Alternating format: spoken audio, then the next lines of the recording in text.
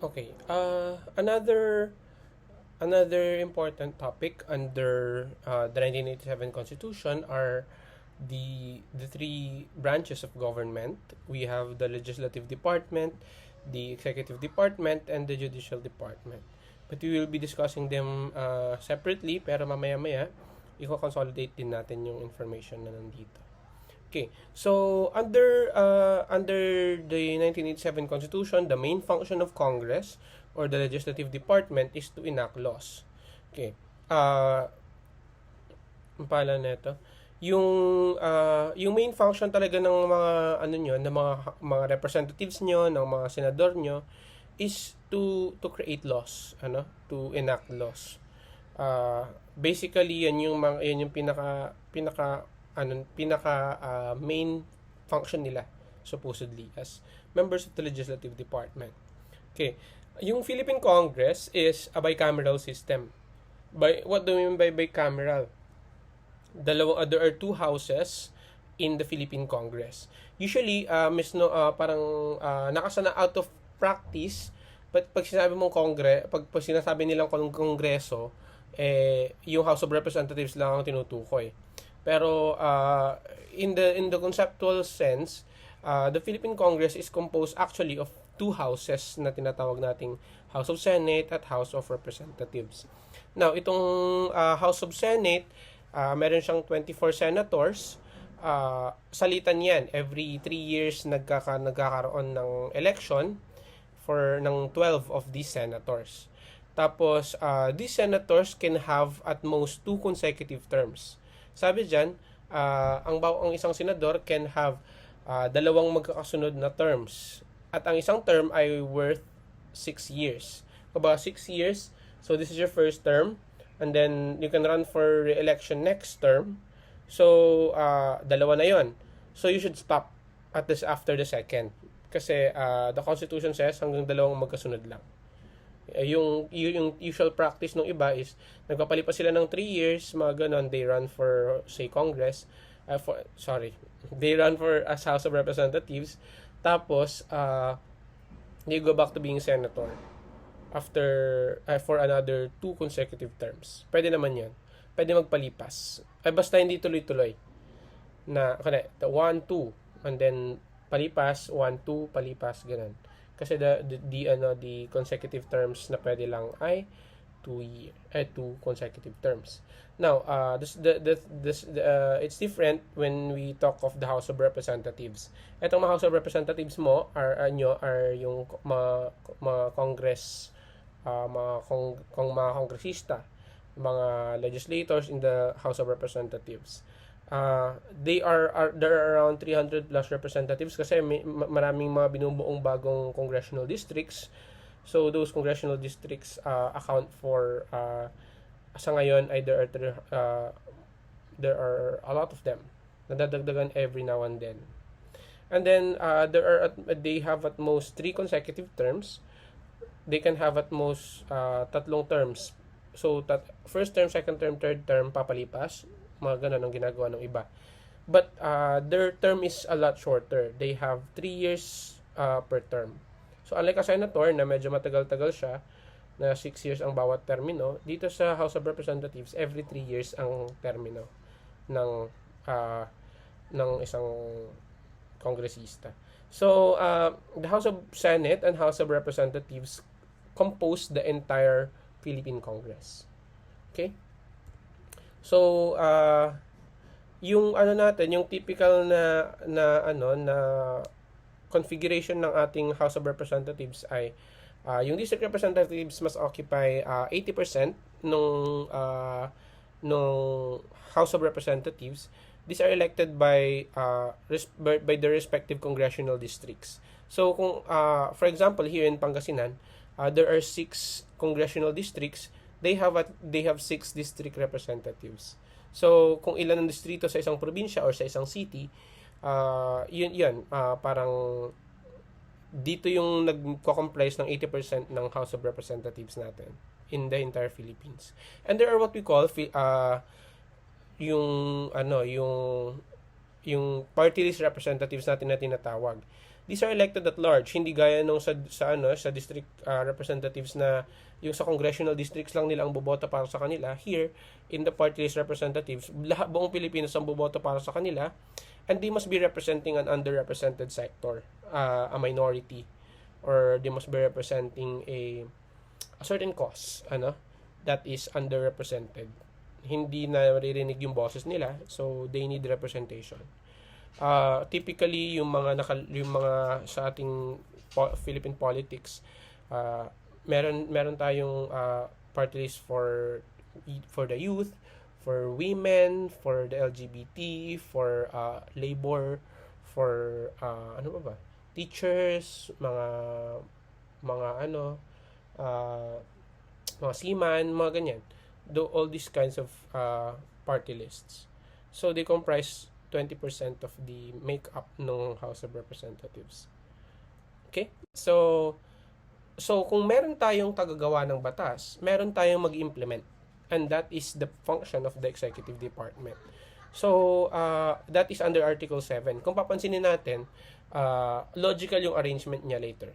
We will just see. Okay. So, the executive department's main function is to enforce or implement yung mga batas natin. So, the Congress makes the laws, the executive department implements itong mga batas na ito. The executive department cannot make laws. They just have to implement them. So, the executive department is composed of the president. The president cannot be re-elected. Walang re-election for president. So, kapag tumakbo ka ng president at nanalo ka, you cannot run again. Ever. Okay? So, merong 6-year term ang 6-year term ang isang presidente, and the executive department also is comprised of the vice president, na unlike yung president na hindi siya pwedeng ma-re-elect, itong vice president pwedeng twice siyang tumakbo for 2 6-year terms. Okay? Pwede siyang ma-re-elect. And the members of the cabinet. Okay. Itong members of the cabinet, they are not elected. They are appointed by the president. Ina-appoint sila ng Pangulo. Yung members ng cabinet na ito na tinatawag ay yung secretaries ng different departments who are presidential appointees. Okay? Department of Transportation, Department of Budget and Management, Department of Finance, etc. There are a lot of members of the cabinet, sometimes even even from different yung sa mga different departments natin. Marami na rin. But that comprises the entire executive department. So yung may mga line agencies din yung mga departments, like for the OTR we have LTO, LTFRB, Marina, mga ganyan. For DILG we have PNP, we have I don't know what other line agencies ng DILG. Say yun, basta yung mga ganon are also part of the executive department. Their task again is to enforce or implement the law. They are limited sa kung ano sinasabi ng batas. If the law does not say anything about something, they should not enforce that rule. Okay? So we have what we call alter ego doctrine, or yung doctrine of qualified political agency na tinatawag. Now here, in the alter ego doctrine, yung mga secretaries of the different department, or the cabinet members rather, mali yung nalagay dyan. The cabinet members are alter egos of the president. Their actions are presumed to be the actions of the president. So kung for example the Secretary of Defense ordered something like this, it is presumed na it is the president's order as well. So kung ano man yung kumbaga alter ego in a sense na parang kung ano man yung ginawa nung secretary, it is a reflection of the president. Kumbaga parang it's as if inapprove niya yon. Okay? So and finally siguro one important thing to remember is may privilege si president from suits. So meron siyang immunity from suits. So during his term, hindi siya pwedeng kasuhan unless you impeach him first and then tsaka mo siya kasuhan after matanggal niya sa office. Why? Because the president cannot be burdened by yung kung ano-anong kasong ikakaso sa kanya while he is the president of the country. Okay? So, yun yung sa executive department. And finally, we have yung sa judicial department naman tayo. So, in the judicial department, yung main function naman nila is to interpret the law. So, kanina, yung sa legislative silang gumawa ng batas, sa executive silang mag-implement. Tapos kung if there are issues, if there are controversies arising from the law when implemented, ang nag-interpret nun ay si judicial department. Okay, the judiciary is composed of the justices of the Supreme Court. There are 15 justices na may chief justice. We have also yung Court of Appeals na tinatawag, which is lower than the Supreme Court. Yung Sandigan Bayan, which is a special court for airing government officials. Yung mga high-ranking government officials na may kasalanan sa batas, that is under Sandigan Bayan. Their cases fall under the Sandigan Bayan. Court of Tax Appeals, where cases involving taxes originating from the BIR go through. And then we have itong mga regional trial courts na tinatawag from RTCs, from sa mga RTCs sa mga bayan-bayan natin. And also meron ding mga lower than RTCs yung mga municipal trial courts. So nakadepende yung jurisdiction ng case kung sa MTC ba siya or RTC. If the value na na subject ng case is lower, or yung penalties ng crimes are lower, usually they are in the MTCs, at kapag mas mataas, doon sila sa RTCs. Okay, the judiciary has fiscal autonomy. So hindi siya pwedeng pakialaman hindi pwedeng pakialaman especially sa pera ng gobyerno. So kung ano man yung allotment nila it is automatically given to them. Okay? And okay. Here, siguro maganda na i-mention kasi baka itanong siya, because this is current events at least. The Supreme Court en banc sits as a presidential electoral tribunal on election contest concerning the president or vice president. So kapag may election contest, if there is a dispute regarding dun sa elections na naganap, ang magre-resolve nun ay ang Supreme Court. Pero they are not sitting as Supreme Court, but they are sitting as a presidential electoral tribunal. So in the case of Leni Robredo versus yung sa kay Marcos, yung election contest na yon was settled by the Supreme Court in their capacity as Presidential Electoral Tribunal. So sila yung magre-resolve ng mga issues kung ang issue ay tungkol sa president or vice president, at election matter ang issue. Okay. And Supreme Court justices are appointed by the president after shortlisting by the JBC. So usually si JBC muna ang magde-determine kung sino yung mga pwedeng maging Supreme Court justices, mag-appoint ng isa doon si president. So although this is being criticized as parang violation ng separation of powers, kasi the president will appoint the Supreme Court justice, pero that's another issue altogether. I'd rather not discuss it here. Okay, so if we summarize itong yung mga nabanggit natin kanina plus yung kanilang powers, you can see here yung functions nila. Again, yung sa function ng legislative is to propose, enact, amend, or repeal laws. So if they want a law na may pasa, magpapasa sila ng batas. If they want to change the law, pwede nilang i-amend. Kung gusto nilang tanggalin yung batas altogether, they can repeal it. Okay? So yun yung function ng legislative department, yun yung function ng mga senador, ng mga kongresista. Sa executive department naman, their function is to implement yung existing na batas. Kung ano yung batas na ginawa ng legislative, i-implement yan ng executive. So, ayun. Yun lang naman yan. Ganun lang kasimple yan. And yung sa judicial department, if there are actual controversies that arises from the law itself, kung may issue dun sa batas, it's the judicial department who who threshes this out. Okay, yung powers naman ng legislative department, there are other functions, of course. There are powers apart from yung the power to make laws. Appropriation, for example, yung they have the power to create yung batas na magbibigay ng budget sa Pilipinas, magbibigay ng overall na appropriations ng Pilipinas, o yung pera na gagamitin ng Pilipinas for the entire year. They have the power to confirm appointments ng president if it's a secretary, mga ganyan. Yep, they must go through the commission on appointments. And taxation. Of course, because they are the ones who are supposed to make the laws, sila din ang nakakagawa ng mga batas na may kinalaman sa taxes. So they have the taxation power. Okay, marami pa yan. Marami pa yung powers na yan, but I think these are the most important powers ng legislative department. Okay, sa executive naman, medyo marami-rami nga, pero marami din naman yung sa legislative, but I just chose a few. Okay, so here, power of control.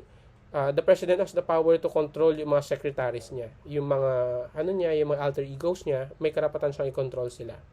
Okay, they also have the power to budget. Okay, ano yun?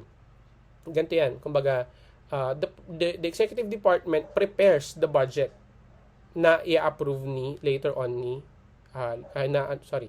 they will prepare the budget, kumbaga kasi 'di ba sila yung nag-implement ng batas. So they know more yung needs ng country, they know more yung need ng agencies na sa executive department, so they prepare the budget.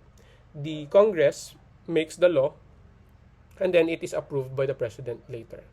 They have the budgeting powers, itong executive department. Okay? As I mentioned a while ago kanina, the executive department, specifically the president, is the commander-in-chief of the armed forces of the Philippines. Okay? The president also has martial law powers. But of course, maraming limitasyon ang martial law powers na to ng Pangulo. Okay? Marami na siyang limitations because primarily of yung experience ng Pilipinas sa martial law with Marcos. The president is also has the executive department also has the diplomatic powers, particularly the president, kasi meron siyang power. Kumbaga si president ang tinatawag natin na chief architect ng foreign policy, kasi anything related sa relasyon natin sa ibang bansa, relasyon natin sa labas, ay under the umbrella of the powers ng president. So, yun. May karapatan, may power siya na mag-appoint ng diplomats who will represent the Philippines. May karapatan siya magtanggap ng diplomats from other countries, mga ganun. So, that is covered by the diplomatic powers ng president. And of course, siguro in recent years, ito yung very common, yung pardon powers ng president. So, if a person is convicted of a crime, he or she can pardon a person. Unconditional yon, for whatever reason. Okay? So, pwede niyang i-pardon ng isang tao. But, hindi niya pwede i-pardon ng sarili niya kasi kaya meron siyang immunity from suit, right? So, hindi naman siya makakasuhan during his term. Pero afterwards, kapag nakasuhan siya, pag wala na sa office, he cannot pardon himself kasi wala na siyang powers as president. Okay? So, yung pardon powers just belongs to the president. Okay. Sa judicial powers naman, meron siyang two main powers, which is the judicial power na nabanggit na natin kanina, the power to settle actual controversies, and yung judicial review, the power to check whether there is abuse ng discretion by yung officials. Okay? Kung may abuse ng discretion, for example, ng president or yung secretaries, that power belongs to the judicial department. Okay? So, kapag judicial review and judicial power, of course, that's under the judicial department. Okay? So, yun yung functions and powers nila. When it comes naman sa qualifications, sa qualifications to run for an office as president or vice president, senator, and district representative, nandito naman ang ating requirements. First, all of them, president, vice president, senator, district or party list representatives must all be Filipinos. They must be natural born Filipino. Okay. you remember yung kwento ni Grace Poe, is a foundling, a natural born Filipino. Yan. Yun yung contention dun sa case na yan. They must all be registered voters. Kasi alam nga namang iboboto sila ng tao, pero they themselves are not voters. So, syempre, they must be registered voters. They must be able to read and write. Okay. Ang president, from president down to the representatives, they must all be able to read and write. Kailangan marunong silang magbasa at magsulat. Required ba na meron kang college degree? No.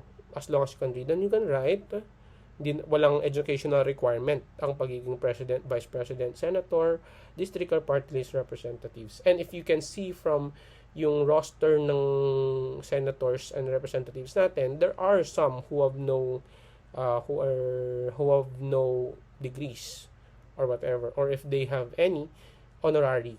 So yun, wala namang requirement anyway to sa literacy or education. So okay na yun. Okay.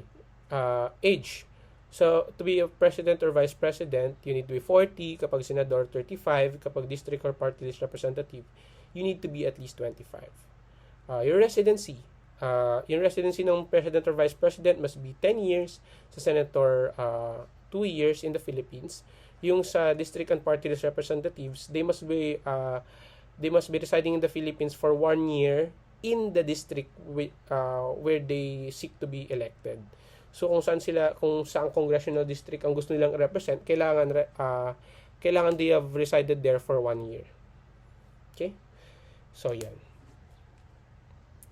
Those are yung sa may kinalaman sa branches of government. Now, very briefly,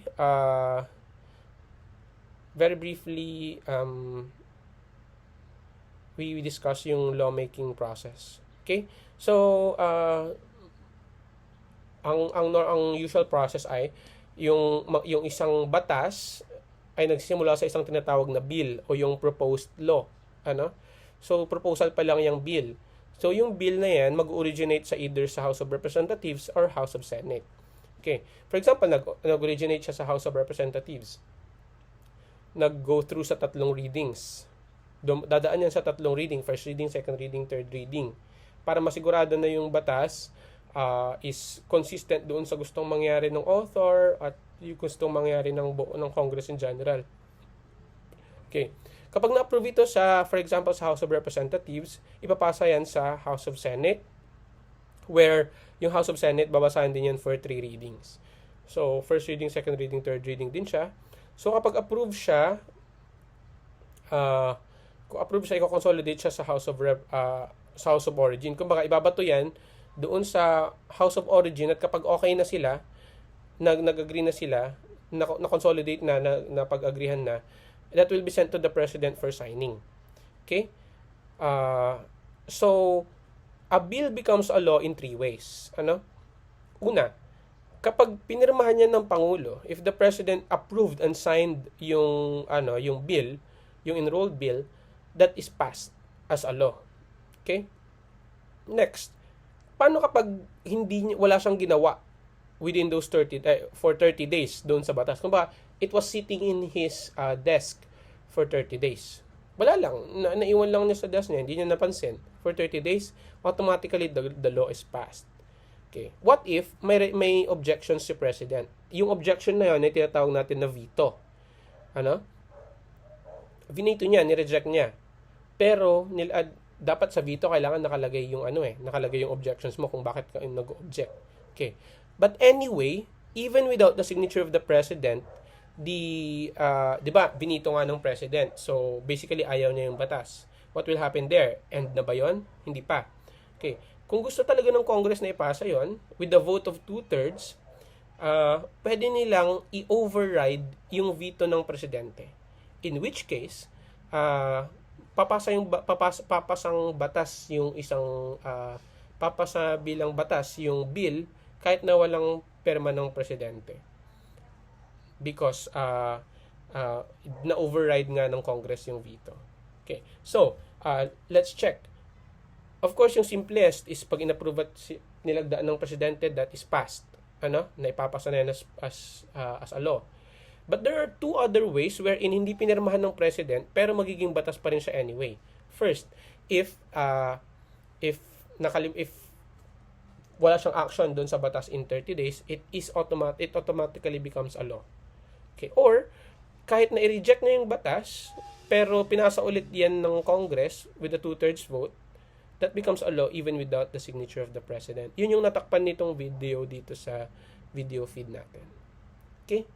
So, yun yung basically yung process ng paggawa ng batas. Now, what if yung batas ay yung merong version yung parehong House of Representatives at House of Senate. Pareho sila ng batas na pinapropose except magkaiba lang sila ng version.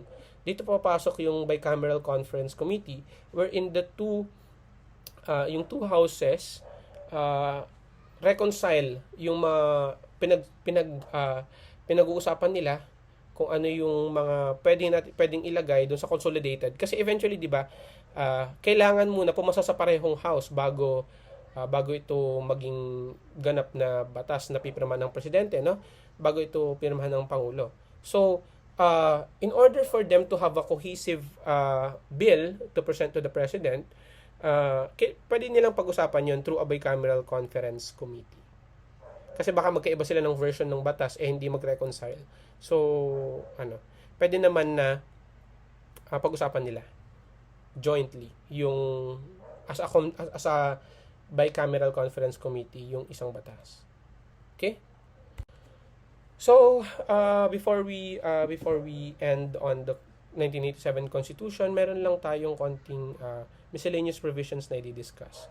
Una, who are Filipino citizens? Okay. Those who are citizens of the Philippines at the time of the adoption of this Constitution. So, kung ang parents mo ay kung either any of your parents is a Filipino, you are automatically a Filipino citizen. Those whose fathers or mothers are citizens of the Philippines, gaya nga nang nandyan, sinasabi dyan, sa una. Those born before January 17, 1973, of Filipino mothers who elect Philippine citizenship upon reaching the age of majority. Kasi there are times na in the 1935 Constitution, before yung 1973 Constitution, in the 1935 Constitution, if you have a Filipino mother, and you choose to be you have a choice whether you will accept Filipino citizenship or not. So if you chose Filipino citizenship upon reaching the age of majority, then you become a citizen of the Philippines. Magiging citizen ka rin ng Pilipinas. And those who are naturalized according to law. So paano yung naturalization? Kumbaga, you were born in a different with a different citizenship, pero because of yung process of naturalization na tinatawag natin, you become converted into a Filipino citizen. Very common ito sa mga basketball players, 'di ba? May mga players ng PBA ng team ng Pilipinas na who used to be foreigners pero nabigyan sila ng citizenship na Filipino. That is due to what we call naturalization. Okay? So, what are the basis of citizenship? Ano yung mga pwedeng maging basis ng citizenship? Okay? Jus soli na tinatawag natin, meron tayong tinatawag na jus soli, which states na kung saan ka pinanganak, you are a citizen of that country. Okay? We do not follow jus soli. We follow itong susunod, itong jus sanguinis. Itong jus sanguinis naman ay you are a citizen kung any one of your parents is a citizen. Okay? Nakita niyo dun sa enumeration sa taas, yung pangalawa na bullet. If your mother or your father is a citizen of the Philippines, you're automatically a Filipino citizen. Okay. This leads us to yung next concepts. Yung dual citizenship. Why does dual citizenship happen? Okay. Siguro let's a very good example na lang para hindi na tayo lumayo is yung mga Filipino Americans. Okay? Bakit sila dual citizens? Okay. They are sa ano kasi sa US, they also follow itong jus soli. They follow itong jus soli, which is when you are born in the US, you become a US citizen. Kaya nga yung iba, maraming buntis na pumupunta sa US para maging American citizen yung anak. Okay? So, in the case of a PhilAm, so Pilipino siya because yung parents niya or one of his parents, at least kahit yung nanay or tatay, is Filipino, and then yung pinanganak siya sa Amerika. So, American citizen siya. So, dahil doon na dalawa ang citizenship niya, that makes it dual citizenship. Is dual citizenship illegal? No. Pwede naman siya. Yan. So, dual citizenship is allowed. Also, yung naturalization na nabanggit na natin kanina. Okay. Now, okay. Another miscellaneous provision here is yung right to suffrage, which is covered by Article 5 of the Constitution. What are the requirements for suffrage? Ano yung requirements mo para makaboto? Okay, so every person has the right to vote, provided you have these qualifications.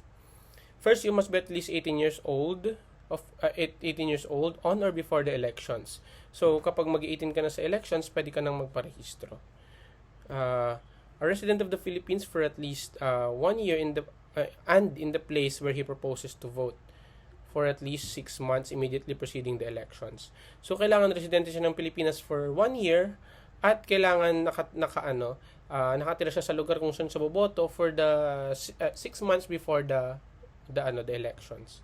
So kung kunwari boboto ka sa isang distrito, you need to stay there you need to live there, or you need to be a resident of that place for at least 6 months before the election, and not otherwise qualified by law. Ibig sabihin, kung wala kang disqualification sa batas, you can exercise your right to suffrage. May mga disqualification, like if you are serving your sentence, merong tinatawag na civil interdiction na accessory penalty which disqualifies you from voting. May mga ganon, yung mga nasentensyahan na cannot vote. There are a range of cases na nawawala yung qualification nila to vote. There are 3 constitutional commissions sa ating saligang batas. These constitutional commissions are independent. Kumbaga, they are not under the control of the president, the legislative department, or the judicial department. They are independent. They are separate commissions. They also enjoy yung fiscal autonomy na nabanggit natin kanina sa mga sa judiciary, ganyan. So, example nito ay yung Civil Service Commissions, Commission on Elections, at Commission on Audit. These commissions are independent dahil they are the watchdogs. For example, sa civil service, they are the watchdogs ng mga elected at appointive officials. Kumbaga, sila yung titingin sa actions ng mga empleyado ng pamahalaan, be it yung from the pinaka-top up to the pinaka-bottom. So they need to be independent, kasi kung nakadepende yung kung nakadepende sila sa perang manggagaling sa Congress at presidente, of course they will yield to the yung sa mga request ng mga congressman at ng mga senador, mga pangulo, mga ganyan. The Commission on Elections as well, kailangan independent siya kasi nga for elected officials, they need to oversee the elections. At kapag ma-influensyan sila ng current administration, that's not good for democracy, di ba? And Commission on Audit. Itong Commission on Audit naman, sila yung nag-check ng gamit ng mga kagamitan, ng pera ng gobyerno, kung paano sila ginagastos, kung paano sila ginagamit. So, it's only logical na separate sila, kasi if kung sila ay under the control of one department, they will definitely be curtailed. They will definitely be mabubusalan sila, kumbaga. from exposing yung mga kabalbalan sa gobyerno. Okay? So those are constitutional commissions, and finally we discuss itong local governments. So itong local governments, meron silang local autonomy. Ibig sabihin, they have the capacity to run yung kanilang jurisdiction, yung kanilang political subdivision, their territory without interference. Not even the DILG can tell them what to do or not to do, except for example yung mga under kasi ng under ng supervision lang ng DILG ang mga local governments, but not really control. Okay, hindi siya regulated ng DILG, kundi sinusupervise lang sila. Okay, so they enjoy the autonomy, they can run the place in whatever way they want, no? But of course, as long as it's legal, what they're doing is constitutional, it's legal, it's fine.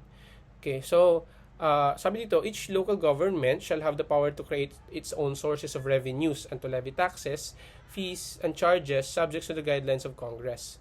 Okay, pwedeng magpataw ng taxes, pwedeng maggumawa ng income generating activities itong si LGUs within their territory, basta they do so within the limits prescribed by Congress.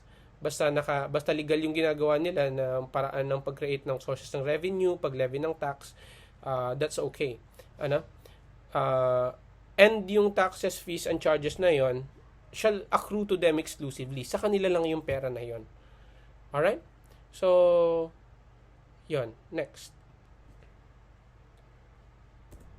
Local government units shall have a just share as determined by law in the national taxes which shall be automatically released to them. Meron tayong tinatawag na income revenue allotments, okay? Na automatically na po napapasa sa kanila. So kung magkano man yung nakokolekta ng national government from taxes, they always have a share there. Meron na silang share doon na automatically nire-release sa kanila. Okay. At very very popular itong ruling sa Mandanas, which is an interpretation of this provision on yung just share ng local governments, 'Di ba sabi diyan, meron dapat silang just share sa national taxes, Before, ang practice was kung ang binibilang lang nila na basis ng share, kumbaga 'di ba, hinahati-hati by fraction yung 'di ba, a portion of the national taxes na nako-collect, may portions doon yung bawat LGU, Before, ang basis lang ng ang basehan lang ng national taxes na kino-consider ay yung mga kinokolekta ng BIR.